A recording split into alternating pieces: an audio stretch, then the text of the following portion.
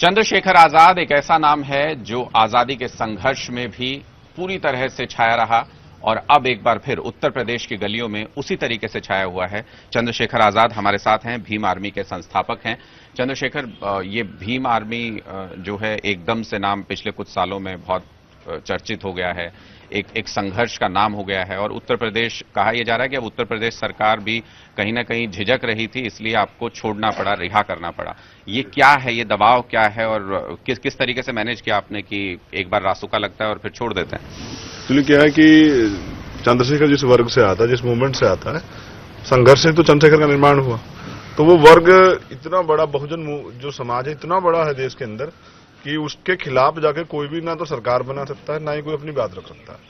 तो जब ये आक्रोश बढ़ने लगा तो सरकार को दिखने लगा कि अगर ज्यादा दिन ये सब चीजें चली तो इसका नुकसान उन्हें 2019 के चुनाव में उठाना पड़ सकता है। लेकिन आप कह रहे हैं कि पॉलिटिकल माइलेज लेने के लिए सरकार ने ये कर दिया, लेकिन पॉलिटिकल माइलेज मिलेगा क्या? आप तो बाहर निकलते ही आप तो सरकार को कोस रहे हैं। नहीं, अब तो मिलने का संभावना खत्म हो गई है ना। एक्चुअली क्या है कि मैं जो काम कर रहा हूं, मैं बिल्कुल ईमानदारी से काम कर रहा हूं। तो मैं किसी के हाथ का खिलौना तो हूं नहीं कि कोई मुझे टारगेट करके, मैं जिस मिशन के लिए काम कर रहा हूं, अगर मुझे 2-4 साल और जेल में रहने पड़ जाता तो मैं उससे भी मुझे तकलीफ ना होती। लेकिन ये किस तरह का हौसला है, हम थोड़ा समझना चाहते हैं। ये किस तरीके का हौसला है कि जो 15 महीने लगभग आप जेल में रहे शायद, तो ये किस तरीके का हौसला है कि 15 महीने बाद जब बाहर आते हैं तो आप उसी एनर्जी से कहते हैं कि इस सरकार को उखाड़ देंगे, इस सरकार के खिलाफ संघर्ष करेंगे? देखिए, मुसीबतें ही हौसलों का निर्माण करती है। जब मैं जेल में था तो मैं रोज इस चीज के लिए तरसता था कि मुझे मौका मिले अपनी बात कहने के लिए। आप किसी सच्चे आदमी को बिल्कुल झूठा साबित कर दोगे या उसके चरित्र से लेकर सब चीजों पे उंगलियां उठाओगे या उनको गलत साबित करोगे।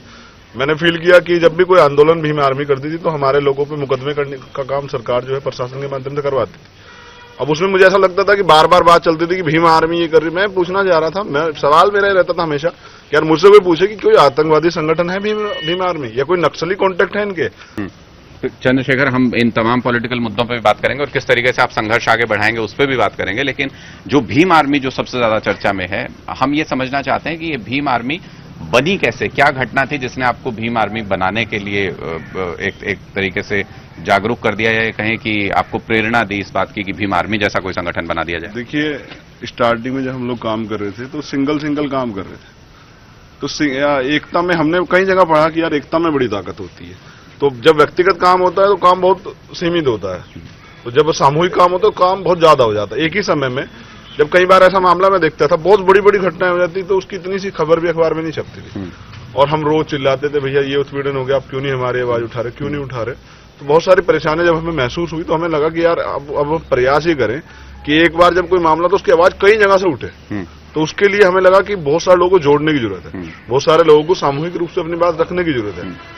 तो इसलिए, क्योंकि अगर विरोध ज्यादा होगा तो फिर मीडिया को, चाहे वो इलेक्ट्रॉनिक मीडिया हो या प्रिंट मीडिया, वो बात कम से कम कहीं कुछ अंश तो दिखाने पड़ेंगे।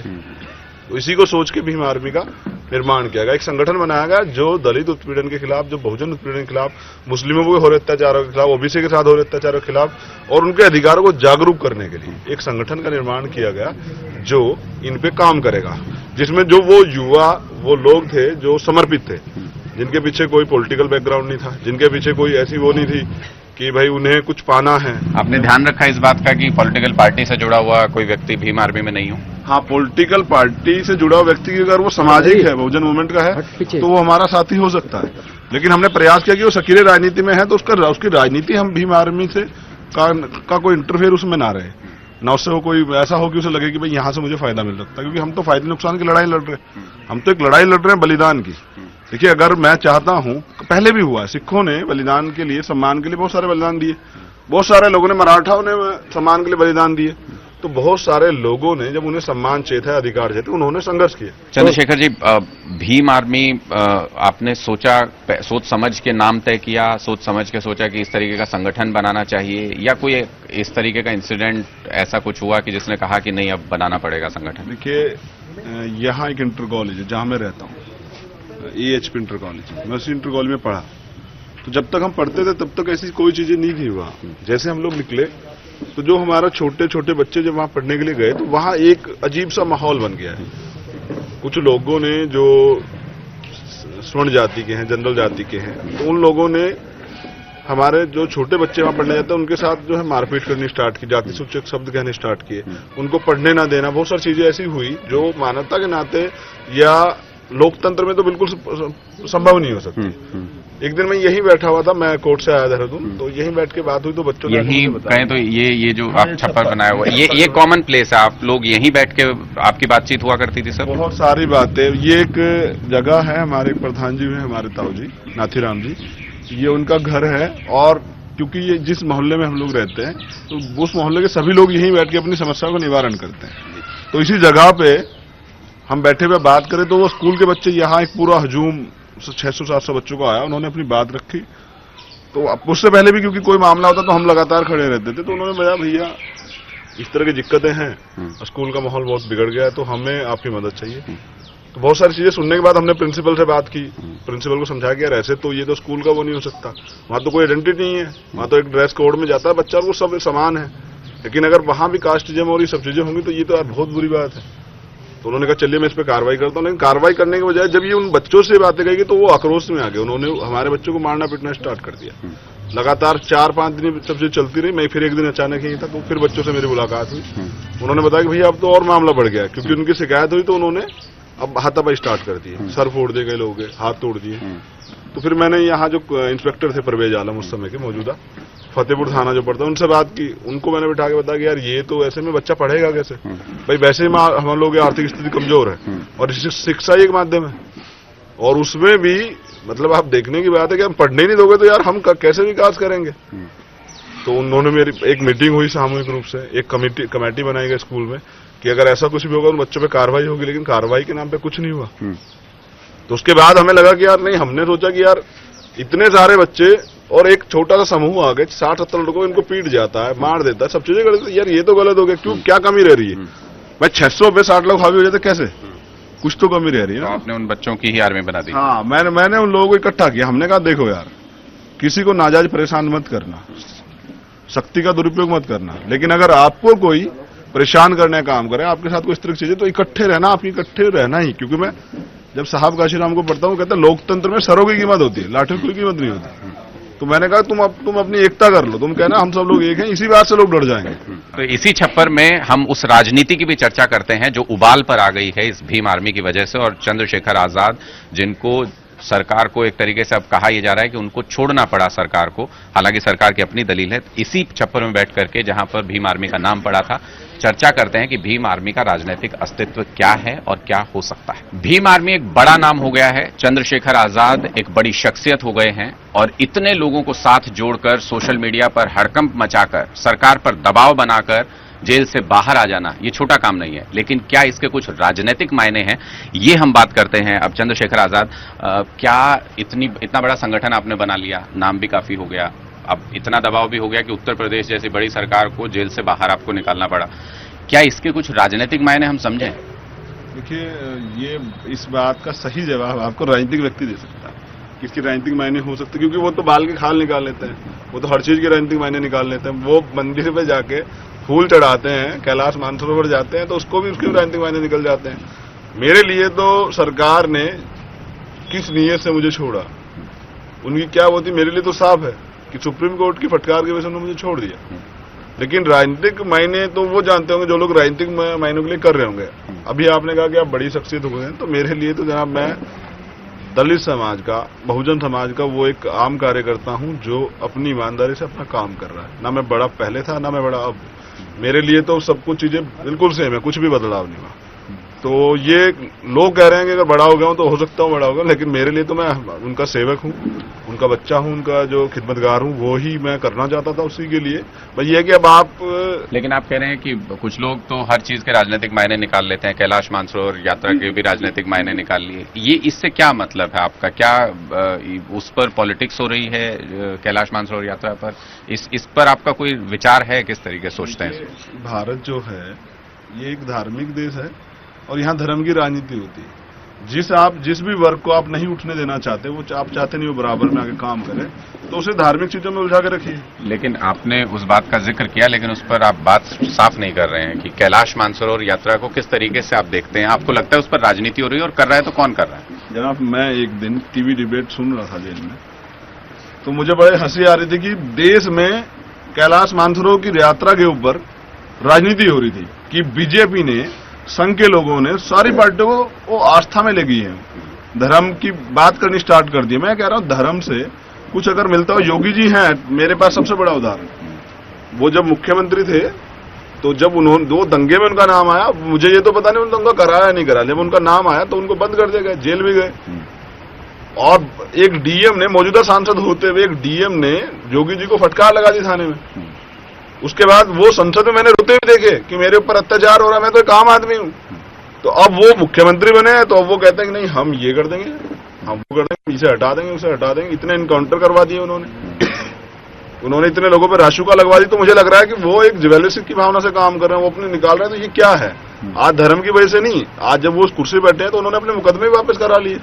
अब वो कह रहा ना, ये जो दंगा हुआ था मुजफ्फरनगर में, उसके मुकदमे वापस कराने की बात कर रहे हैं। तो ये धर्म की वजह से नहीं हुआ, ये कुर्सी की वजह से हुआ। तो धर्म की लड़ाई लड़ने से कोई फायदा नहीं होगा। तो कैलाश मानसरोवर की जिसपे हम लोग बात कर रहे थे, वो भी एक राजनीतिक मुद्दा ही बनाया जा रहा है। भाई किसी की आस्था है, कोई पूजा करना चाहता है कर ले, नहीं करना चाहता ना करे। और ये कौन तय करेगा? भाई मैं आस्तिक व्यक्ति नहीं हूं, मैं तो नास्तिक हूं। तो मैं जरूरी नहीं मैं पूजा करूंगा तो इसका मतलब क्या मैं लोगों से लड़ता फिरूंगा क्या, या लोगों के ऐसे की काम नहीं करूंगा क्या? मैं तो बिल्कुल काम करूंगा, क्योंकि मुझे लगता है कि सिर्फ धर्म की राजनीति से काम नहीं चलेगा। देश की नौजवानों की रोजगार डिमांड है, देश के नौजवानों की ये भ्रष्टाचार मुक्त की डिमांड है। देश के नौजवान जो चाहते बदलाव हो, देश के नौजवान चाहते हैं। आप यहाँ 60 साल का व्यक्ति, 65 साल का व्यक्ति राजनीति करता है और 30 साल का नौजवान, 35 साल का नौजवान, वो बेचारा जो है राजनीति में बात भी नहीं कर सकता, ना उसको कोई पूछने वाला। क्यों? जिसके पास इतना समय है, जिसके पास इतनी एनर्जी है कि वो 24 घंटे काम कर सकता है, वो उसे आप बाहर रखेंगे, उसकी बात भी नहीं सुनने देंगे। और जो 65 साल का है, जो सिर्फ जो खड़ा भी दूसरे के कैसे होता है, जिसको रात को नींद भी नहीं है, दवाई खा के सोता है, वो राजनीति कर रहा है। मेरे हिसाब से तो क्या बदलाव हो जाएगा राजनीति में? आप कह रहे हैं कि आप राजनीति को बदल देंगे, बुजुर्गों की जगह पर युवाओं को राजनीति में मौका देने की बात आप कर रहे हैं? नहीं, मैं बदलने का तो मेरा मतलब, मैं किसे बदल सकता हूँ और मैं हूं कौन बदलने वाला? एक सामाजिक व्यक्ति तो अपनी जिस मूवमेंट को हम लोग चल रहे हैं, देखिए हमारी मूवमेंट है बहुजन समाज की, और जिस वर्ग से मैं आता हूं मैं उसका विकास चाहता हूं, उसको अधिकार चाहता हूं, उसके लिए सुरक्षा चाहता हूं, और उसके लिए जो कुछ भी मैं कर सकता हूं मैं करूंगा। अब उसके लिए मुझे राजनीति में आने की जरूरत है या नहीं, या बदलने की जरूरत है नहीं, ये बड़ा सवाल है। इस पे तो मेरा कोई मतलब ही नहीं बनता बात करने। इस बड़े सवाल का जवाब क्या है कि राजनीति में आपको आने की जरूरत है या नहीं, आएंगे या नहीं? इस बड़े सवाल का जवाब क्या है? अब ये सवाल बड़ा है, इसलिए तो इसका जवाब छोटा आदमी नहीं दे सकता। मैं बहुत छोटा आदमी हूं, तो मेरे लिए ये सवाल बनता ही नहीं। तो आप राजनीति में आएंगे, ये कौन तय करेगा? ये कोई बड़ा व्यक्ति तय करेगा? कौन तय करेगा? देखिए जनाब, हम राजनीति में आएंगे ये तो हमारा डिसीजन होगा, क्योंकि मुझे लगता है कि राजनीति में आने से, मेरे आने से समाज का भला नहीं हो सकता। मुझे लगता है कि राजनीति के लिए योग्य मैं नहीं हूं, तो इसलिए मैं इस फील्ड से दूरी मैंने बना रखी। और मैं चाहता हूं कि योग्य व्यक्ति उन कुर्सियों पर जाए, तो मैं उस योग्यता को भी नहीं मानता कि मैं उसके योग्य हूं। बस मेरा एक काम है कि मेरे होते मैं महसूस करता हूं, क्योंकि मैंने उत्पीड़न को जमीनी तौर पे देखा, महसूस किया। जब तक मैं हूं मैं प्रयास करूंगा कि उत्पीड़न ना हो। अगर हो, कोई किसी के द्वारा किया गया, तो हम प्रयास करेंगे जिसने किया वो कोई भी हो, उसे सजा भी मिले, कि जिससे दूसरे लोगों को पता लगे कि नहीं यार आपको ये सब चीजें नहीं करती। लेकिन चंद्रशेखर, बहुजन समाज, पिछड़े समाज के नेतृत्व करने का दावा बहुत लोग करते हैं। मायावती जी हैं, वो भी कहती हैं कि वो नेता हैं बहुजन समाज की। आप उनको नेता मानते हैं? बहुजन समाज बिल्कुल नेता। बहुजन समाज की इतनी बड़ी मूवमेंट जो साहब काशीराम ने और बहुत सारे लोगों ने अपने खून पसीने से बना के चला रखी थी, उसका नेतृत्व कर रही है, तो नेता तो है ही, और बड़ी नेता है। सबसे बड़ी नेता होगी इस समय तो बहुजनों की, क्योंकि वो ही तो एक ऐसी आयरन लेडी है कि अपनी बात रखती है। और मेरी बुआ जी, मुझे तो बड़ा गर्व है कि मैं उनका मेरे ब्लड रिलेशन की है वो, कि वो इतनी बड़ी बात करते, मैं उनकी, हो सकता है मैं उनसे प्रेरणा लेके काम कर रहा हूँ, लेकिन मेरे आदर तो साहब काशीराम है। लेकिन हो सकता है कि मुझे कहीं ना कहीं उनसे भी एनर्जी मिलती हो। जब आप ऐसी बात करते हैं ना, तो विरोधी खेमे में थोड़ी सी खलबली तो होती है कि ये मायावती जी को अपनी बुआ बोलते हैं, ये उनको आयरन लेडी बोलते हैं, उनकी प्रशंसा करते हैं। तो कहीं ऐसा तो नहीं होगा कि आने वाले चुनाव में भी मायावती जी का साथ दे देंगे, तो उससे जो सत्ता पक्ष है उसमें खलबली थोड़ी मचती है? जनाब, मैं सामाजिक व्यक्ति हूं, कल क्या होगा ये तो किसने नहीं देखा, कल किस तरह की होगी। देखिए, मेरी एक बिल्कुल सीधी स्पष्ट स्थिति है, वो ये है, बहुजन समाज के लोगों पर अत्याचार होगा, बहुजन समाज के नेता चुप रहेंगे तो उन नेताओं के खिलाफ भी चंद्रशेखर आपको कुछ दिनों बाद खड़ा दिखाई देगा। बहुजन समाज के लोगों का नेतृत्व वो लोग बिल्कुल नहीं करेंगे जिन पे SC/ST एक्ट के मुकदमे लगे हुए हैं। वो बिल्कुल हमारे नेता नहीं हो सकते जिन्होंने हमारे लोगों का उत्पीड़न किया। हम एक पैमाना चाहते हैं राजनीति में, मेरी खुद की सोच एक पैमाना हो कि एक आदमी कुछ साल काम करे, जमीनी तौर पे लोगों के बीच रहे, उनकी पीड़ाओं को समझे और फिर उसे मौका मिले कि वो विधानसभा और लोकसभा में जाके बैठे, तो वो पीड़ा जो उसने देखी उनको उनके निवारण का वो काम करे। ऐसा ना हो कि भाई किसी को भी उठा के आप व्यापारी को, किसी माफिया को उठा के कह दें कि ये आपका नेता है, तो वो तो अपना व्यापारी क्या करेगा, अपना व्यापार करेगा। तो ऐसे समय में मुझे लगता है कि इससे बहुजन मूवमेंट में बहुजन समाज का फायदा नहीं हो सकता। अगर वास्तविकता में अच्छे लोग होते, वास्तविकता में अच्छे प्रतिनिधि होते, गिने चुने ही हैं नाम मात्र में, अगर अच्छे प्रतिनिधि होते मेरे हिसाब से ये समाज भी अब डेवलप कर चुका होता। लेकिन आज भी 90% लोग वही हैं, तो कुछ ना कुछ खामियां हैं। 2019 में क्या होगा, और अगर सीधे सीधे पूछें कि चंद्रशेखर आजाद किस तरफ खड़े होंगे, कहा यह जा रहा है कि ये तो महागठबंधन और बीजेपी आर पार की लड़ाई होने वाली है, चंद्रशेखर आजाद किस तरफ खड़े होंगे? देखिए 2019 में भी समय है, 2019 में क्या होगा ये आज तय करना बड़ा कठिन है। समय क्या, लोग तो कह रहे हैं कि बिगुल बच चुका, अब तो शुरुआत हो चुकी, और आप तो कह रहे हैं कि उखाड़ फेंकेंगे, तो इसका मतलब शुरुआत तो राजनीतिक हो गई। तो चंद्रशेखर आजाद ने कोई फैसला लिया है कि वो किस तरफ खड़े होंगे? जब मुझसे सवाल किया जाएगा कि भाजपा के लिए आपको क्या सोचे, तो मैं बिल्कुल कहूंगा भाई जिन लोगों ने हमारे लोगों पे इतना उत्पीड़न किया है, इतना नुकसान कर दिया, उनकी हत्याएं करवा दी हैं और बिल्कुल चुप हैं, कॉन्स्टिट्यूशन जलता है, माननीय प्रधानमंत्री कुछ नहीं कहते हैं, जो दलितों के सबसे बड़ी हितैषी होने का दावा करते हैं, जो दलितों के छोटे मुस्लिमों के सबसे बड़ी हितैषी होने का दावा करते हैं, 3 तलाक की बात करते हैं, शरीयत की बात करते हैं, हलाला की बात करते हैं, वो व्यक्ति बिल्कुल नहीं मुंह खोलता संविधान के जलने पे। तो मैं क्या समझूं कि वो संविधान को जलने के लिए टेम्पर चेक कर रहे थे क्या हमारा, कि संविधान जला क्या होगा अगर हम अपना कुछ लागू कर देंगे, तो ऐसा नहीं हो पाएगा। आप चाहते हैं कि आपकी भीम आर्मी हो या आपका समाज हो वो राम मंदिर की किसी लड़ाई में शामिल नहीं? ना, बिल्कुल, मैं बिल्कुल नहीं चाहूंगा, क्योंकि राम मंदिर की लड़ाई मेरे हिसाब से तो जब संविधान उस सुप्रीम कोर्ट में है तो वो वहां से डिसीजन होगा, तो उसे किसी भी व्यक्ति को, मैं सिर्फ अपने समाज से नहीं, मैं तो किसी को भी लड़ने का अधिकार नहीं है। जब आप SC/ST एक्ट पर सुप्रीम कोर्ट में भरोसा करते हैं, उनकी बात मानते हैं, तो इसके लिए भी इंतजार कीजिए, फिर अपने व्यक्तिगत डिसीजन को अपने पास रखिएगा। तो ये लड़ाई लड़ने का विषय नहीं है, क्योंकि अगर हम लड़ाई किससे लड़ रहे हैं, अयोध्या की लड़ाई किससे लड़ रहे हैं, मुसलमानों से। क्या वो इस देश का हिस्सा नहीं है? क्या ये उनका देश नहीं है? क्या उन्होंने देश के लिए कुर्बानियां नहीं दी? क्या वो देश का भला नहीं सोचते?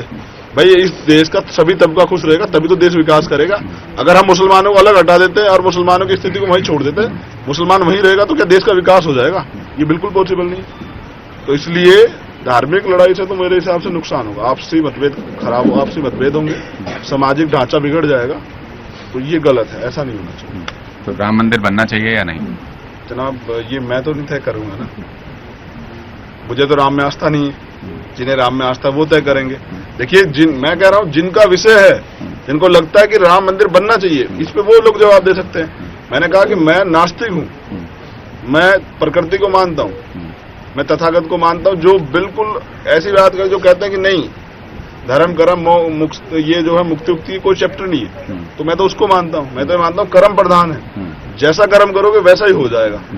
तो इसलिए मैं राम मंदिर पर टिप्पणी करना मेरा, तो मैं नहीं चाहता कि सब लोग मेरे खिलाफ हो जाए कि साहब राम मंदिर के लिए कुछ कह दिया। मैं तो माफी चाहता, तौबा करता हूँ राम मंदिर के मामले। मैं बिल्कुल नहीं, मैं सामाजिक व्यक्ति, ये राजनीतिक लोगों का टिप्पणी है, इस पर बहुत दिन से राजनीति होती है। अरे सरकारें भी बना ली कुछ लोगों ने राम के नाम पे, ये गलत है। राम अगर राम आस्था के केंद्र हैं तो राम को के नाम पर राजनीति नहीं होनी चाहिए, और फिर राम ही खुद तय कर दे कि क्या करना है। भाई रावण क्या तय करेगा, राम तय कर दे क्या करना है। तो वो किस तरीके का फैसला, मतलब आप कह रहे हैं कि अगर जो विपक्ष है वो अगर बटा हुआ होता है तो ये कड़े फैसले होंगे, लेकिन ये कड़े फैसले क्या मतलब आप लोग खुद चुनाव लड़ने की सोच लेंगे या क्या? कुछ चुनाव लड़ने का तो कोई मन नहीं है। तो क्या होंगे ये कड़े फैसले? ये कड़े फैसले समय बताएगा क्या होंगे।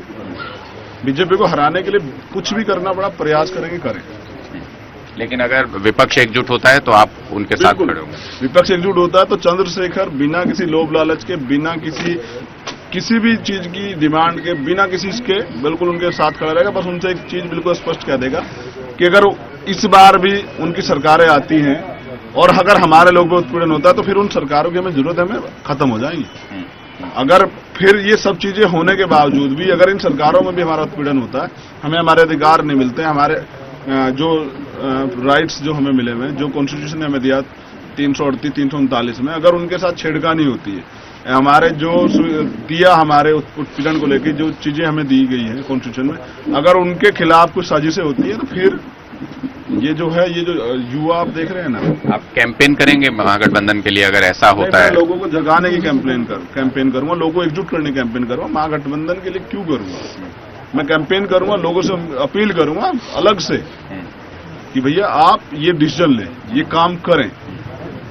मैं महागठबंधन के साथ रैली करूंगा या उनके साथ खड़ा होऊंगा, ये कोई सवाल नहीं। सवाल ये है कि मैं लोगों को जो मेरी जिम्मेदारी है भाजपा को हराने के लिए वो करूंगा जरूर, क्योंकि भाजपा ने इस समय ऐसा माहौल बना दिया है, जहां तक मैं महसूस कर रहा था और कल से मैं यहाँ जो मैंने लोगों सुना है, तो मुझे लग रहा है कि नहीं, ऐसी सरकार को तो सत्ता में नहीं होना चाहिए।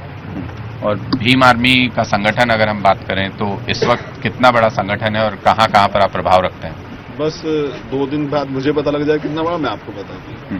तो अभी तो जहां तक मुझे पता कि 24 या 23 या 24 प्रदेशों में काम चल रहा है। अब मैं आ गया हूं तो मैं सब लोगों से बात करने का प्रयास करूंगा किस तरह की मजबूती में काम चल रहा है। जैसे महाराष्ट्र में बहुत मजबूती से काम चल रहा है, हरियाणा में काफी मजबूती से काम चल रहा है, दिल्ली में काफी मजबूती से काम चल रहा है, राजस्थान में काफी अच्छा काम चल रहा है, मध्य प्रदेश में काफी, जहां जहां शोषण ज्यादा है, बिहार में अच्छा काम चल रहा है, तो वहां काम जो है भीम आर्मी में ज्यादा चल रहा है, क्योंकि भीम आर्मी घर बैठे लोगों का संगठन ही है ना। भीम आर्मी वो संगठन है जो युवा, जो एक 40 से 50 साल तक का आदमी रात में भी कोई घटना होती तो मौके पे जाके अपने लोगों के कंधे के साथ कंधा से कंधा मिला खड़ा हो जाता, उन्हें एहसास कराता है कि हम सब एक हैं, आपको घबराने की जरूरत नहीं, आपको परेशान होने की जरूरत नहीं, हम आपके साथ खड़े हुए हैं, हम आपको न्याय दिलाएंगे, आपकी मुसीबतों में जो भी मदद होगी तो करेंगे। तो ये ऐसा संगठन है, इसलिए ये इसका वजूद जो है दिन पर दिन बढ़ रहा है, क्योंकि लोग काम ही तो चाहते हैं, लोग मदद ही तो चाहते हैं। तो आप ये कह रहे हैं कि बीजेपी को सिर्फ उत्तर प्रदेश में नहीं बल्कि देश के कई प्रदेशों में आपसे डरने की जरूरत है? डरने की जरूरत नहीं है, मैं ऐसा कोई भूत तो हूं नहीं जो मुझसे डरे। अब वो उनकी इच्छा, वो डरना चाहते हो तो, लेकिन मेरा ये प्रयास रहेगा कि जहां तक भी भीम आर्मी की विचारधारा काम कर रही तो वहां तक मैं उन लोगों को बड़े घेरने का काम करूं, जिससे कि वो हमारे लोग गुमराह ना कर सके, क्योंकि हमेशा गुमराह करके तो वोट लिए उन्होंने। बस मैं एक निवेदन आपके माध्यम से करना चाहता हूं। मुझे कुछ चीजें पता लगी सोशल मीडिया पे हमारे युवाओं द्वारा, क्योंकि जब उन्हें उनके खिलाफ कुछ कहा जाता तो वो थोड़े से आक्रोश में आ जाते। मैं अपने युवाओं से निवेदन करूंगा कि सोशल मीडिया हमारी बेहतराई के लिए है। मुझे खबर लगी कि वो कुछ लिखते हैं, उस पर मुकदमे हो जाते हैं, उन्हें जेल जाना पड़ता है, तो अब वो कोई भी ऐसा किसी जाति पे, किसी धर्म पे कमेंट ना करे, सिर्फ अपने लोगों के लिए बात करें, अपने लोगों के लिए काम की बात करें। कोई कहे उसके FIR कराएं या उसे इग्नोर करें, लेकिन अपने आप सामाजिक सद्भाव को बिगाड़ने के लिए कोई भी ऐसा स्टेटमेंट या कमेंट या कोई भी ऐसी पोस्ट ना करें जिससे कि सामाजिक ढांचे में विकृति तो आपका जो सोशल मीडिया नेटवर्क है उसको ऑर्गेनाइज करने की भी प्लान कर रहे हैं? आज मैं खुद अपने पेज पे, जो हमारा भीम आर्मी का ऑफिशियल पेज है, लगभग 10 बजे ऑनलाइन रहूंगा, लोगों से अपनी बात कहूंगा, जो देश में, पूरे देश में जो हमारे लोग काम कर रहे हैं भीम आर्मी में जुड़े हुए, और भी लोग जो लोग जुड़ना चाहते हैं, तो उनको से मैं बात करूंगा, उनको अपनी विचारधारा के बारे में बताऊंगा, उनसे पूछूंगा कि वो सब लोग ठीक है नहीं है, उनके में एक जो मतलब एक ऊर्जा देने का काम चंद्रशेखर के आने से मिलनी चाहिए, तो वो स्टार्ट हो, क्योंकि मैं घर बैठने वाला नहीं हूँ। तो मैं कल आया था, आज तो तबियत भी कल से ना था, लेकिन मैं आज प्रयास करूंगा कि उनसे बात करके उनके मनोबल को बढ़ाऊं, उनको जो दिशा है सही दिशा की तरफ ले जाने के लिए आज उनसे बात करूं, उनको कहूं कि आप जिम्मेदार से काम करें। तो ये चंद्रशेखर जो बता रहे हैं कि वो राजनीति में नहीं आएंगे, जो बता रहे हैं कि वो पार्टी नहीं बनाएंगे, जो बता रहे हैं कि किसी पार्टी के लिए प्रचार नहीं करेंगे, लेकिन राजनीति को प्रभावित करेंगे और किस दिशा में करेंगे ये बहुत साफ तरीके से बता रहे हैं कि कुछ भी हो बीजेपी के खिलाफ वो काम करेंगे 2019 के चुनाव में।